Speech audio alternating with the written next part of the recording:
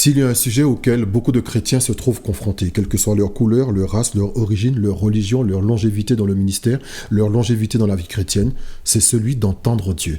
Et aujourd'hui, ensemble, nous allons partager sur ce point. Si je peux vous aider, je vais vous donner quelques idées qui vont vous permettre de savoir et de reconnaître comment Dieu vous parle. Bienvenue sur Reviens à ses pieds. C'est le prophète Marc Abdias.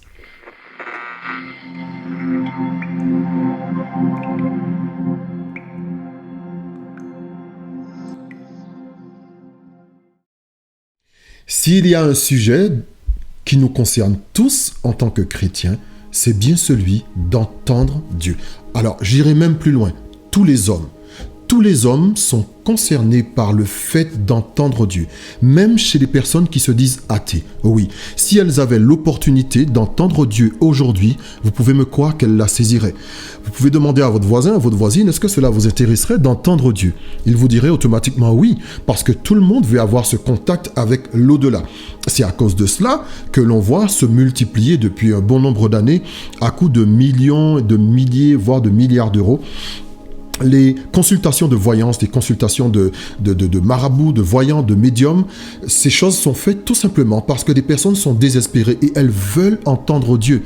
C'est pour cela que nous devons faire très attention de la manière dont nous parlons, nous jugeons d'autres personnes.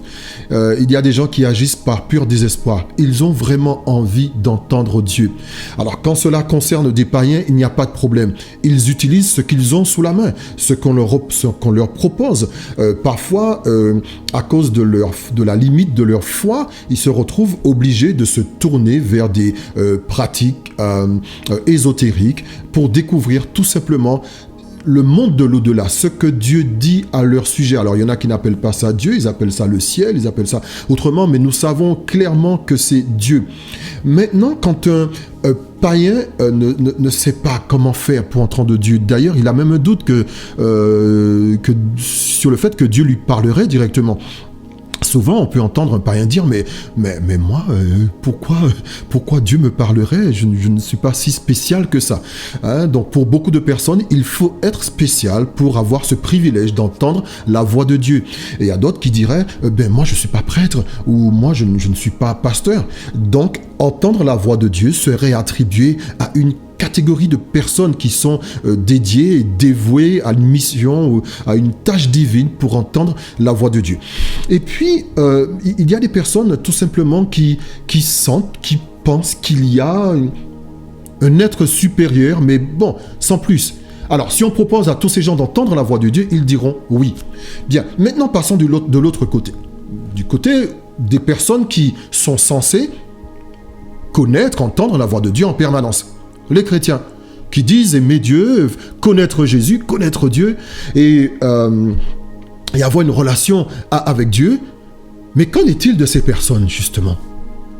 Ne retrouve-t-on pas beaucoup dans notre milieu des personnes qui n'entendent pas la voix de Dieu ou qui n'ont... Alors, quand je dis n'entendent pas, je ne parle pas nécessairement entendre la voix audible. Hein, je ne dis pas qu'on doit entendre, mais des personnes à qui Dieu a parlé, qui peuvent dire oui, j'ai entendu ou le Seigneur m'a parlé une fois. Alors, dans entendre, on va dire que entendre, c'est un grand sac dans lequel on met entendre, sentir, voir, comprendre. Une personne qui peut dire oui, Dieu s'est adressé à moi. Est-ce qu'il y en a? Je ne sais pas. Alors, on va aller dans Ecclésiaste chapitre 3, verset 11. On ira aujourd'hui. Alors aujourd'hui, on va essayer d'aller un peu plus dans la parole de Dieu parce que je vais vous aider. Je vais vous aider, ce sera des confirmations pour certains, des révélations pour d'autres, mais le but c'est qu'à la fin de cette vidéo, qui ne va pas durer 5 minutes. La dernière fois, je vous l'ai dit que c'était 5 minutes, on a fait 30. Donc aujourd'hui, pas de timing. Nous sommes ensemble jusqu'à ce que... Ok. Ecclésiaste chapitre 3, au verset 11. Alors, la Bible nous dit, « Il fait toutes choses belles en son temps. Même il a mis dans leur cœur la pensée de l'éternité, bien que l'homme ne puisse pas saisir l'œuvre de Dieu fait du commencement jusqu'à la fin. » Je peux reprendre ça avec vous? Il fait toutes choses belles en son temps, même il a mis dans le cœur de l'homme la pensée de l'éternité, bien que l'homme ne puisse pas saisir l'œuvre que Dieu fait du commencement jusqu'à la fin. Donc la Bible nous dit que Dieu a mis dans le cœur de l'homme la pensée de l'éternité. Dans tout homme, il n'a pas dit chrétien ni païen, non, tout homme. Dieu a placé dans le cœur de tout homme la pensée de l'éternité.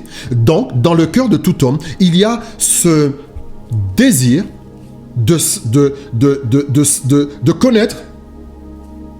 Il y a cette sensibilité à ce qu'on appelle l'au-delà. Là, il y en a qui disent la force, il y en a qui parlent d'énergie, mais tout homme sur terre s'accorde à dire qu'il y a quelque chose.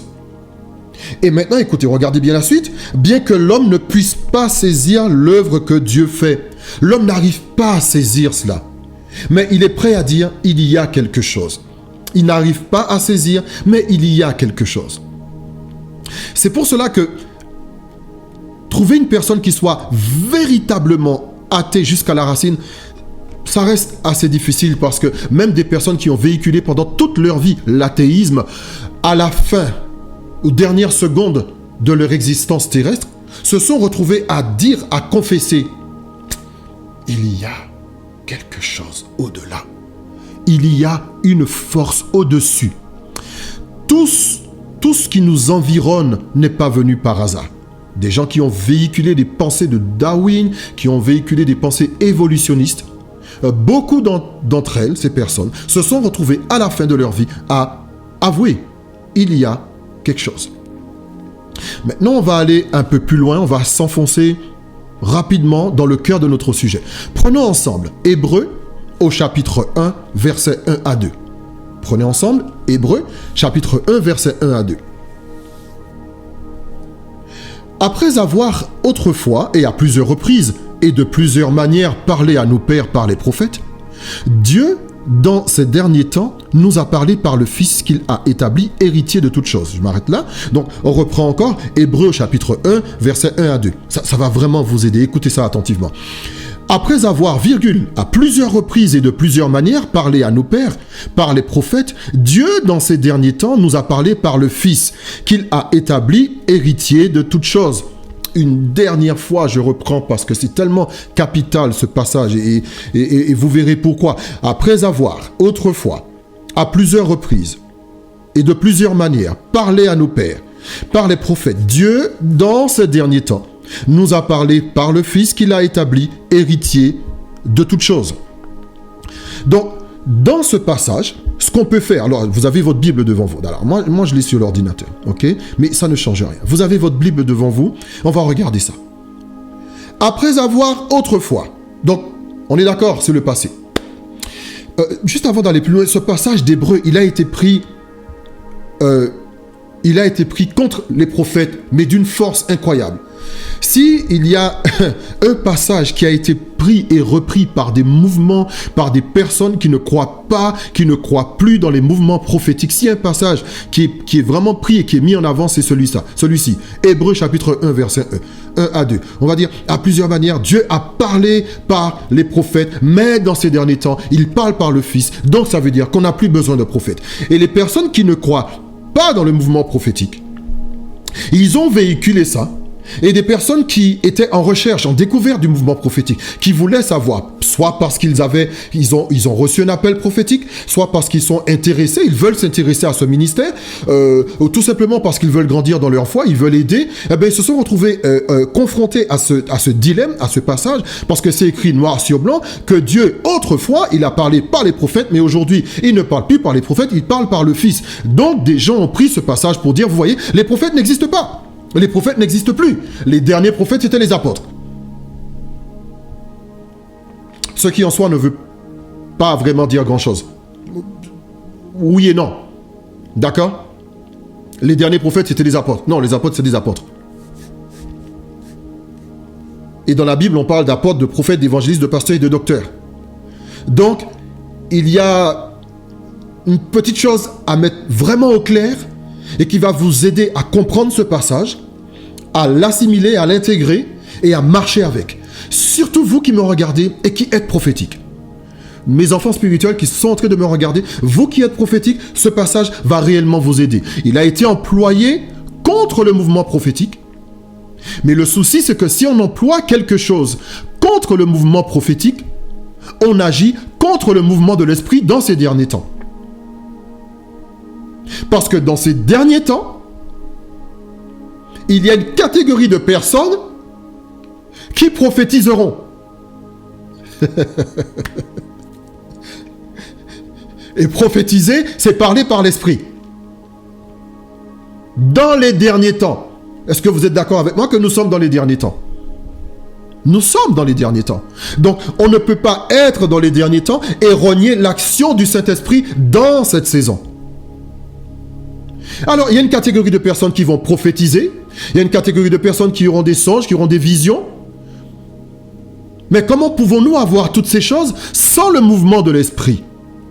Et à partir du moment où il y a le mouvement de l'esprit, il y a automatiquement un mouvement de la parole. Parce que l'esprit, rappelez-vous, dès le commencement, nous sommes en Genèse, l'esprit de Dieu qui est au-dessus des eaux, il est en train de se mouvoir au-dessus des eaux. L'esprit de Dieu, il est là, il est vivant, il est actif, il se meut au-dessus des eaux. Allez, on va employer un terme plus léger. Il se promène tranquillement au-dessus des eaux. Mais il attend quelque chose. L'Esprit de Dieu.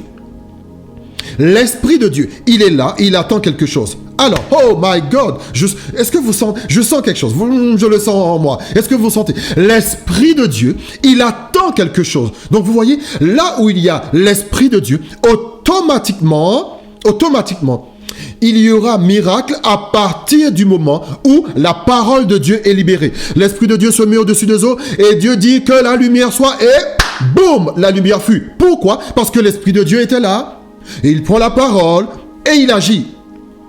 Les choses sont rendues manifestes par l'Esprit de Dieu. On va aller plus loin. Autrefois, à plusieurs reprises et de plusieurs manières, Dieu a fait quoi? Il a parlé à nos pères, par les prophètes. Donc, on a vu que Dieu a parlé. Dieu a parlé. Le souci, c'est qu'on nous dit, les prophètes, regarde, c'était dans l'Ancien Testament, c'est écrit. C'est écrit, autrefois, Dieu a parlé par les prophètes. Mais aujourd'hui, il parle par le Fils. Donc aujourd'hui, on n'a plus besoin de prophètes. Pasteur, stop, right there. Ici, stop, ne va pas plus loin. Écoute-moi. Juste avant, je sais que tu n'avais pas prévu de regarder mon audio longtemps, mais tu sais, aujourd'hui, j'ai mis un timer. Oh yes, j'ai mis un timer. J'ai mis un timer. Et on est ensemble. Mais avant que tu ne décroches, ou avant que tu ne raccroches, je veux que tu écoutes cela, parce que ça va t'aider. Ça va t'aider et ça va aider tes fidèles. Et si tu as l'humilité dans ton cœur, tu peux aller faire un audio, un mail pour dire, écoutez, j'avais tort sur une chose, je n'avais pas vu ça comme ça. Donc, le passage que l'on prend pour essayer de contrer, pour dire que le mouvement prophétique, ou les prophètes, ou les gens qui se disent prophètes, sont de fausses personnes et ne doivent pas exister, et que tout le monde, maintenant... Alors, ça c'est vrai que tout le monde a l'esprit, tous ceux qui ont reçu le Saint-Esprit peuvent recevoir une parole du Seigneur. Mais regardez, dans l'Ancien Testament, quand on dit que Dieu a parlé par les prophètes, cela veut dire que... Il faut comprendre que l'Esprit de Dieu venait sur les prophètes. Il n'y avait pas de baptême du Saint-Esprit comme nous vivons actuellement. L'Esprit de Dieu venait, où ça? Sur. Vous pouvez voir. Sur les prophètes. Ok? Et maintenant, le prophète, c'est un homme. Il est limité à une région. Les prophètes étaient limités à une région. Ils étaient limités à un régime. Ils étaient limités à une saison. Le prophète était limité à cela. Il ne pouvait pas, tout dépend sous quel régime il était. Des personnes comme le prophète Jérémie, par exemple, ont dû vraiment lutter pour leur vie. C'était une question de survie, parce que c'était des gens qui étaient régulièrement mis en prison à cause de la vérité qui sortait de leur bouche. Donc, dans l'Ancien Testament, Dieu a parlé par les prophètes, mais ils étaient limités à une région, limités à un régime, limités à une saison, et d'autant plus que les prophètes avaient un message qui était souvent voilé. Alors, parfois c'était clair, mais parfois c'était voilé. On ne comprenait pas souvent. Il y avait beaucoup d'actions prophétiques. Il y avait beaucoup de choses qui empêchaient aux gens de voir, d'accéder vraiment à une révélation profonde. Quand vous avez un texte comme quelqu'un comme Daniel qui donne une certaine chose, d'ailleurs, il n'a pas pu tout donner parce que pour l'époque, c'était trop. Ésaïe qui dit que la Vierge va enfanter, c'est trop. Pour l'époque, c'était trop. Maintenant, dans le Nouveau Testament, quand Dieu parle par le Fils, pourquoi? Parce que le Fils, il va porter le salut à l'humanité. Les prophètes ne portaient pas le salut à l'humanité. Le prophète annonçait, ils annoncent celui qui va apporter le salut. Mais il n'était pas en charge de porter le salut. Jésus, maintenant, il est en charge de porter le salut. Et Jésus va aller plus loin. Non seulement il est en charge de porter le salut, mais il va s'entourer d'hommes, il en prend 12, à qui il va donner une mission d'aller dans toutes les nations et faites quoi? Et faites des disciples. Donc la mission des prophètes était limitée. Maintenant, quand Dieu parle par le Fils, le champ du Fils, il dépasse largement le champ du prophète de l'Ancien Testament. Le champ de Jésus, il dépasse largement le champ du prophète de l'Ancien Testament. Jésus vient shifter la saison. Il fait rentrer dans une nouvelle saison. Jésus porte une chose nouvelle. D'ailleurs, c'est l'Esprit en fait. C'est le Saint-Esprit qui va, à la Pentecôte, marquer dans le calendrier le passage à une autre saison. Ok? Maintenant, Dieu parle toujours. Dieu veut parler.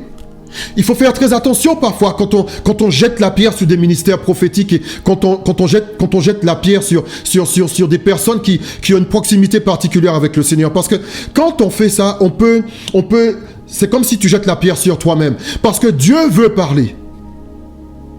Dieu veut parler. Et oui, c'est vrai, Dieu parle par toute personne. Mais il y a des gens qui sont spécialement mandatés par le Seigneur. Parce qu'il y a des personnes comme, je ne sais pas si vous vous rappelez dans Sans Pitié 2, où je disais que les prophètes sont des messages. Il y a des personnes qui ont des dons, mais le prophète est un don lui seul. C'est un cadeau.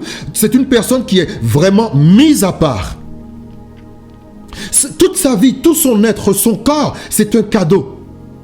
Alors qu'il y a des personnes qui ont des dons. Et il ne faut pas confondre une personne qui a un don et une personne qui est un don. Et vous devez faire très attention à la façon dont vous parlez des gens. Si tu parles mal d'une personne qui a un don, déjà ça, ce n'est pas bien. Mais quand tu parles mal d'une personne qui a un don, tu dois faire vraiment attention. Parce que tu es en train de parler mal du don de Dieu pour ta vie ou pour la vie de quelqu'un d'autre. Soyons prudents, soyons équilibrés, soyons prudents, faisons attention. Ce n'est pas parce que tu n'opères pas dans une dimension qu'il faut jeter la pierre à une personne qui opère dans celle-ci. Faisons attention. Et rappelez-vous, je vous l'ai dit dans une de mes vidéos, quand tu es d'accord, tu rentres dedans, tu sautes dedans, tu partages, tu likes, tu aimes, tu fais la promotion de la chose. Mais quand tu n'es pas d'accord, écoute, reste en silence, regarde à distance. Mais que par ta bouche ne pêche pas. Dieu parle toujours, il veut parler. Écoute bien, Malachie chapitre 3 verset 6. Tu vas juste prendre cette note-là et tu gardes. Le Seigneur dit, je suis l'Éternel et quoi? Je ne change pas. Je suis l'Éternel, je ne change pas. Ça veut dire quoi? Le même Éternel qui a parlé à la Genèse, à Adam et Ève, je suis le même Éternel qui en 2020 souhaite te parler aussi. Je suis l'Éternel et je ne change pas.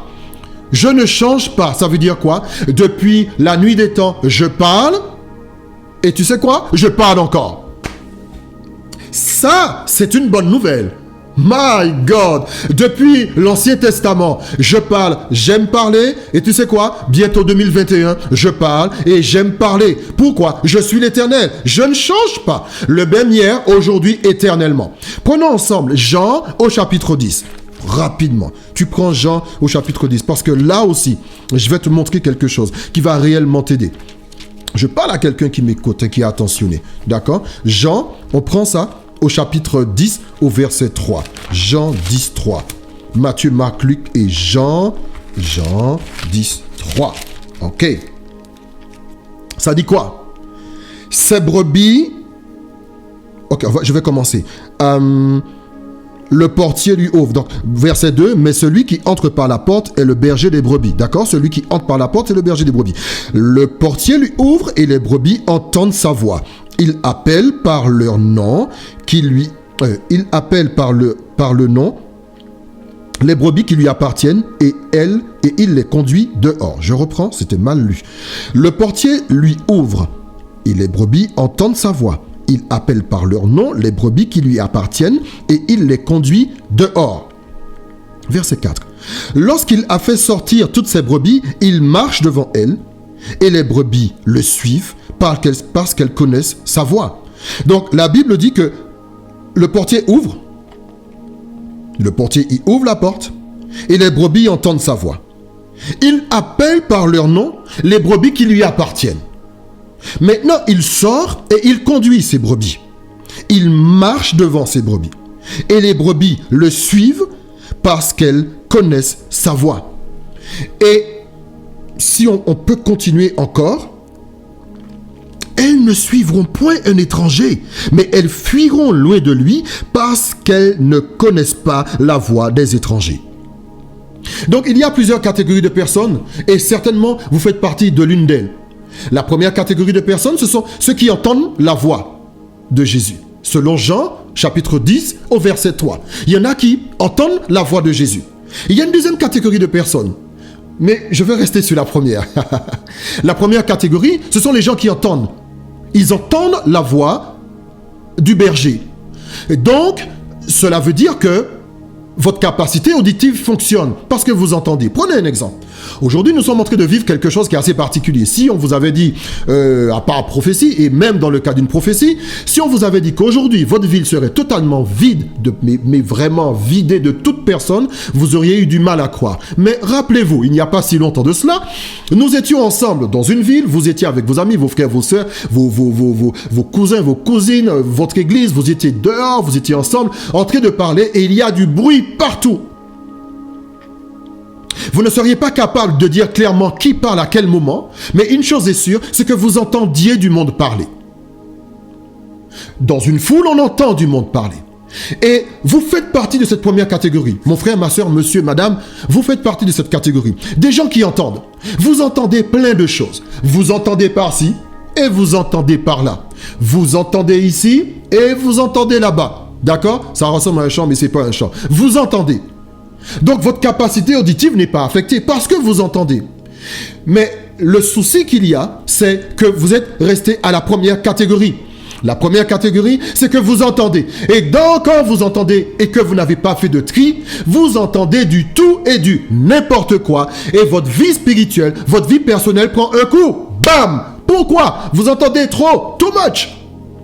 J'entends par-ci, j'entends par-là. Qu'est-ce qu'il faut faire? Prophète, qu'est-ce qu'il faut faire? Qu'est-ce qu'il faut faire? Pourquoi? Mettons pour tel et tel sujet. Dis-moi, qu'est-ce qui se passe? Parce que là, j'entends dire là, et là, j'entends dire là. Et là, j'entends dire là, et là, j'entends dire là. Et là, j'entends dire là, et ici, j'entends dire là. Donc, vous vous retrouvez dans une confusion spirituelle. Pourquoi? Parce que vous entendez trop de choses. C'est la raison pour laquelle le prophète Marc, il a dit depuis un certain nombre de temps que si vous restez longtemps sur Facebook, ce n'est pas à cause de lui. Why? Parce que je ne veux pas être celui par lequel la confusion rentrera dans vos oreilles. Pourquoi? Je serai encore une voix. Oh, une voix. J'ai entendu le prophète Marc ici, et j'ai entendu le prophète Olivier là-bas, et j'ai entendu l'apôtre ceci, cela là-bas. Quand tu entends trop, tu ne sais pas discerner. Donc à la fin, tu te retrouves confus à te poser la question. Mais j'entends pas Dieu, est-ce que Dieu parle? Non, c'est que tu entends trop de choses. Tu dois faire un tri. Tu dois littéralement faire un tri. Écoute, je vais te dire une chose aujourd'hui. Écoute bien, regarde-moi dans les yeux. Et même si tu devais supprimer le prophète Marc de Facebook pour que cela puisse t'aider à avancer, fais-le. Fais-le. Avant de faire, tu partages quand même. D'accord? Parce que, tu sais, on est dans l'optique. C'est quoi l'optique? Ça ne m'intéresse pas vraiment parce que tout ce qu'il dit, je connais déjà. Ok, no souci. Hey, all right. Gloire à Dieu. Mais il y a peut-être quelqu'un qui n'a pas ce niveau que tu as. Partage-lui. C'est ça l'optique. Tu vois? C'est vraiment dans l'idée de faire avancer quelqu'un. C'est pas avoir des vues pour faire des vues, non. Mais vraiment partager. Au plus de personnes à qui tu sais, ça fera du bien. Alors maintenant, tu es dans un premier niveau, le niveau de la confusion. Tu entends trop de choses. Tu dois faire un tri. Deuxième niveau, celui qui reconnaît. Écoute bien, ces brebis connaissent sa voix. Jean 10,4. Il y a ceux qui entendent et il y a ceux qui connaissent. J'entends beaucoup de choses, mais parmi tout ce que j'entends, je suis capable de... Est-ce qu'une maman peut me dire amen? Là, parce que là, normalement, une maman doit dire amen. Il faut que tu m'envoies un commentaire où tu écris « Je suis une maman et je dis amen ». Tu dois au moins faire ça, juste pour m'aider, pour être sûr que j'ai parlé à une bonne personne. Si tu es un papa aussi, nous les papas, on a... Oh my God, on a l'oreille. Ça veut dire quoi? Pourquoi je parle aux mamans? Écoute, tu as un endroit, il y a la fête à la maison, tout le monde parle, tout le monde est en train de jouer, tu viens d'accoucher de bébé, il est dans sa chambre, tout le monde est en train de faire du bruit, et à un moment t'entends... Attends, chut. Quoi? J'ai entendu. Mais comment t'as... Non, parce que je connais. Hey, c'est mon bébé. Wouh! Quand vous étiez amoureux, vous êtes dans une fête et soudain, l'amoureux ou l'amoureuse arrive, franchit la porte et le son de la voix, qu'est-ce que ça fait? Le son de la voix. Boum! Ça fait vibrer ton cœur. Hey! Ça fait vibrer ton cœur parce que tu reconnais cette voix. Tu es passé du stade d'entendre une voix parmi les voix, il y a tellement de choses que c'est la confusion, à celui de reconnaître. Pourquoi tu reconnais? Parce que tu as développé ta capacité à écouter que la même voix. Et puis, il y a le troisième niveau, ceux qui ne connaissent absolument pas la voix, parce qu'ils ne se sont pas entraînés à l'écouter. Ils ne se sont pas entraînés à écouter la voix. Donc, il y a ceux qui ne connaissent pas la voix du Seigneur, et il y a ceux qui ne connaissent pas la voix des étrangers. Donc, ceux qui ne se sont pas entraînés à écouter la voix de Dieu, ça c'est une autre catégorie. On va les mettre en bonus. Mais la réelle troisième catégorie, ceux qui ne connaissent pas la voix des étrangers. Ça c'est intéressant. Ils ne connaissent pas la voix des étrangers. Ils ne connaissent pas la voix des étrangers. Puisse le Seigneur te faire changer de niveau et devenir plus mature dans cette saison au point de discerner les différentes catégories. Puisses-tu passer du stade à celui qui entend juste, de celui qui entend juste, à celui qui reconnaît. Et que tu puisses passer au stade, si tu es à celui qui reconnaît, à celui qui n'est plus sensible à la voix des étrangers. Parce que la voix de l'étranger, tu dois la considérer, mais la Bible dit clairement, ils ne suivent pas l'étranger, parce qu'ils ne connaissent pas la voix des étrangers. Faisons attention, parce que dans cette saison, dans ces derniers temps, on peut se retrouver à suivre les étrangers. Tu peux passer du niveau 1 au niveau 3. Tu peux passer du niveau 1 au niveau 2. Mais cela va te prendre une décision, celle de faire le tri. Je vous assure, mes frères et sœurs, aujourd'hui, vous prenez les réseaux sociaux. Parce que, pourquoi j'en parle beaucoup? Parce que c'est ça, l'actualité, c'est ça. Tout le monde y est. Tout le monde y est. Facebook, réseaux sociaux, on ne peut pas aller, on ne peut pas sortir. D'accord? Les WhatsApp. Je ne crache pas dessus. Je suis dessus. D'accord? Je suis dessus. Je vous encourage à faire le tri. Si vous considérez que ma voix est bonne pour vous pour cette saison, gardez-moi. Si vous considérez que ma voix n'est pas bonne pour vous pour cette saison, enlevez-moi. Aussi simple que ça. Je ne vous dois rien. Vous ne me devez rien. Soyons libres les uns des autres. Soyons sincères et clairs. Mais maintenant, une chose est sûre. Si, dans cette saison, vous avez décidé de vous ouvrir à Dieu, je vous annonce cette parole, Dieu parle toujours, car il est l'Éternel et il ne change pas. Au milieu de cette situation, tu risques d'entendre beaucoup. Cela va affecter ta maturité, ta croissance avec le Seigneur. Il faut que tu passes du stade de celui qui entend à celui qui reconnaît. Et maintenant, quand tu reconnais Jésus, tu ne pourras plus suivre l'étranger. Parce que tu n'as pas de rapport avec l'étranger. Tu es exercé à entendre la voix du Seigneur. Aujourd'hui, c'était la première partie. On va s'arrêter ici. Je vais peut-être développer un tout petit point. Et avant de s'arrêter, il y a donc le dernier point d'aujourd'hui, ceux qui rendent au témoignage. ceux qui rendent témoignage. Luc chapitre 1 au verset 1 à 2. Luc chapitre 1, verset 1 à 2. On va le lire rapidement et puis je vais vous laisser là-dessus. Comme ça, ce sera complet. Luc chapitre 1, verset 1 à 2. Plusieurs ayant entrepris de composer un récit des événements qui se sont accomplis parmi nous, suivant ce que nous ont transmis ceux qui ont été témoins oculaires dès le commencement et sont devenus des ministres de la parole. Là, c'est Luc qui est en train de parler et il explique en fait.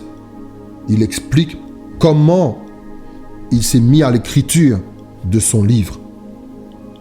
Il explique que les choses leur ont été transmises par des témoins oculaires et qui sont devenus ministres de la parole. Donc ce sont des personnes qui ont vu. Il y a des gens qui ont vu Jésus à l'œuvre. Il y a des gens qui ont vu Jésus à l'œuvre. Il y a des gens qui ont vu Jésus à l'œuvre. Si on prend Hébreux au chapitre 2, versets 3 à 4, Hébreux au chapitre 2, versets 3 à 4,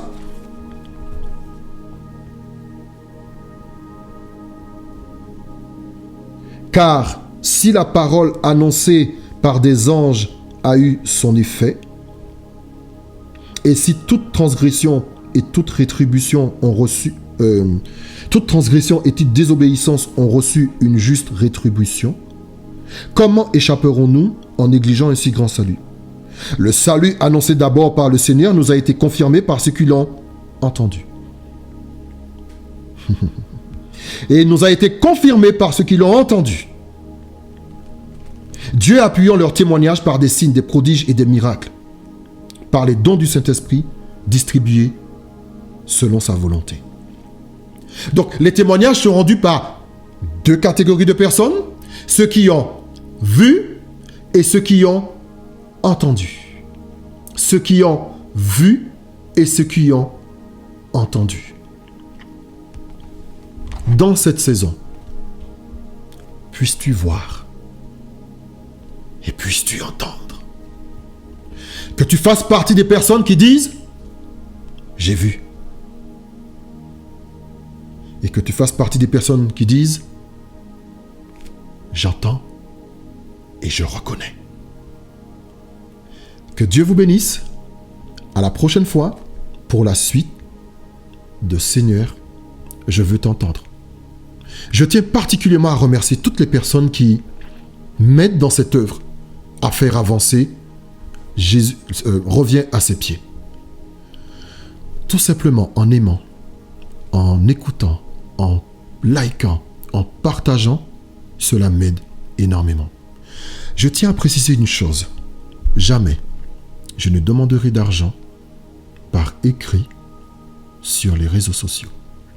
Donc, si vous recevez de ma part un mail ou si vous recevez un post Facebook venant soi-disant de moi, demandant de l'argent, ne cliquez pas, ne donnez pas, ne partagez pas, ce ne sera pas de moi. J'ose bien croire que parmi vous, qu'il y a des personnes qui souhaitent m'aider, qui peuvent m'aider, qui veulent m'aider. Sentez-vous libre de le faire. Mais si je devais un jour faire appel à votre générosité, j'aurai le courage de le faire par vidéo en m'adressant directement à vous. Que Dieu vous bénisse et à très bientôt.